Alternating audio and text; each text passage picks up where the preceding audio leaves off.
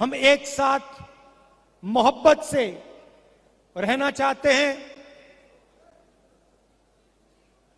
हम नफरत नहीं चाहते हैं। लाखों लोगों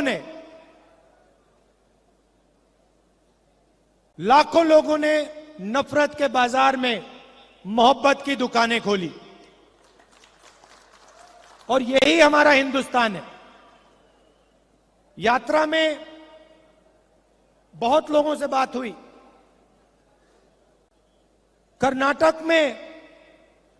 कर्नाटक के युवाओं ने हमें 2-3 मैसेज दिए और मैं आज इस स्टेज से वो मैसेज दोहराना चाहता हूं। सबसे पहले युवाओं ने कहा कि इस प्रदेश में युवाओं को रोजगार नहीं मिल सकता। चाहे कोई भी डिग्री ले लो, किसी भी कॉलेज में पढ़ के निकल लो,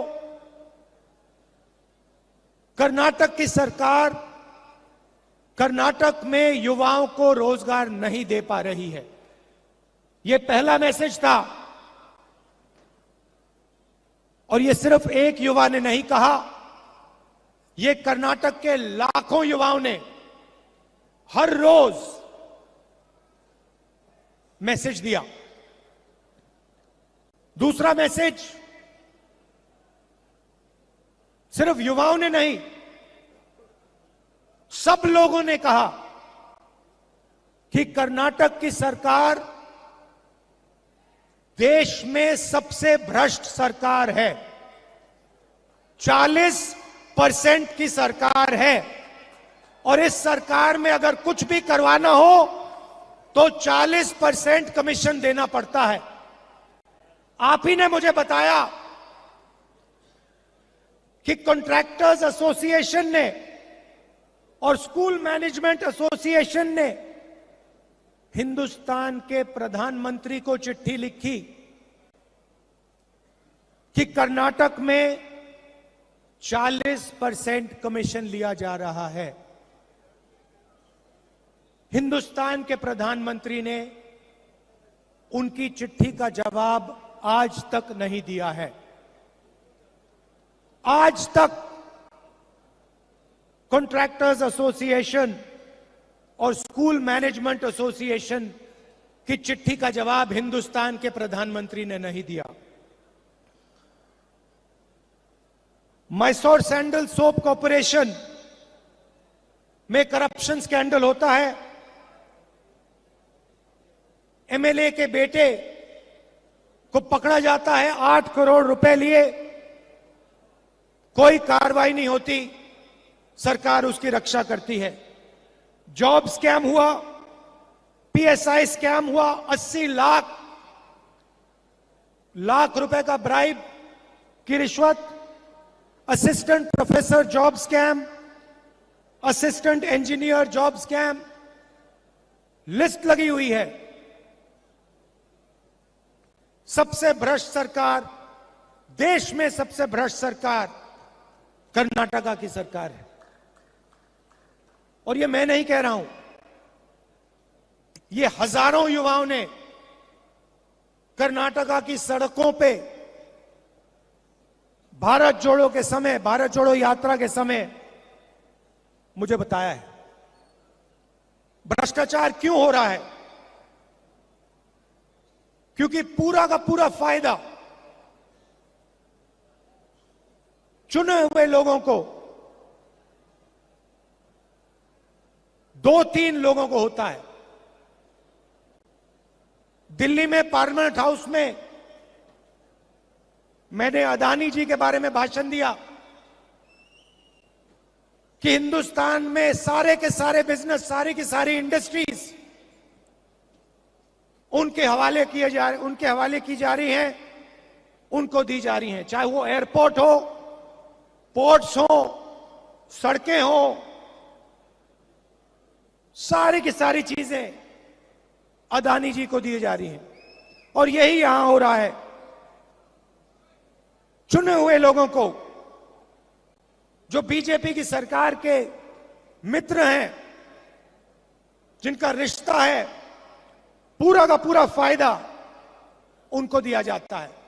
और इसके कारण प्रदेश में जबरदस्त भ्रष्टाचार बढ़ रहा है। मैंने कहा कि युवाओं ने मैसेज दिया था कि उनको रोजगार नहीं मिलता, तो आज कांग्रेस पार्टी ने उन सब युवाओं को जवाब दिया है। जवाब क्या दिया कि 3,000 रुपए हर महीने हर ग्रेजुएट को 2 साल के लिए कांग्रेस पार्टी देगी। 1,500 रुपए हर महीने डिप्लोमा होल्डर्स को 2 साल के लिए देगी। क्योंकि हम आपकी कठिनाई समझते हैं, आपकी मुश्किल समझते हैं। हम जानते हैं कि बीजेपी की सरकार आपको रोजगार नहीं दे पा रही है, आपको कष्ट हो रहा है, आपको मुश्किल हो रही है, इसलिए हमने ये आपके लिए कदम उठाया है। 3,000 रुपए हर महीने ग्रेजुएट्स के लिए, 1,500 रुपए हर महीने डिप्लोमा होल्डर्स के लिए, 2 साल के लिए। और हम वहां नहीं रुकेंगे, हम वहां नहीं रुकेंगे। 10 लाख युवाओं को कांग्रेस पार्टी की सरकार 5 साल के अंदर इस स्टेट में रोजगार दिखा के देगी। और 2.5 लाख जो सरकारी वैकेंसीज हैं उनको हम पूरा करके भर के कर्नाटक के युवाओं को दिलवाएंगे। यात्रा में महिलाओं ने अपनी कठिनाइयों के बारे में बोला। हमने पहले अनाउंस किया है कि 2,000 रुपए हर महीने हम महिलाओं की, कर्नाटक की महिलाओं को गृह लक्ष्मी स्कीम में दिलवाएंगे। और अन्नभाग्य स्कीम में 10 केजी चावल हर बीपीएल परिवार को कांग्रेस पार्टी दिलवाएगी। और गृह ज्योति स्कीम 2,000 यूनिट मुफ्त में बिजली कांग्रेस पार्टी देने वाली है। तो ये हमारे वायदे हैं। एक और बात उठी थी, यात्रा में उठी थी, जो वायदा सरकार ने किया है एससी रिजर्वेशन को 15% से 17%, एसटी रिजर्वेशन को 3% से 7% जो बढ़ाने का वायदा है उसको एकदम सरकार को पूरा करना चाहिए। तो ये हमारा मैसेज है। हम एक साथ चुनाव लड़ेंगे। कांग्रेस के सब नेता एक साथ लड़ेंगे और ये जो चुनाव है ये कांग्रेस पार्टी स्वीप करके दिखाएगी। क्यों? क्योंकि बीजेपी की सरकार 40% वाली सरकार है, कमीशन की सरकार है और कर्नाटका की जनता इस सरकार को हटाना चाहती है, परे करना चाहती है और गरीबों की, कमजोरों की, आम आदमी, छोटे व्यापारियों की सरकार बनाना चाहती है। मैंने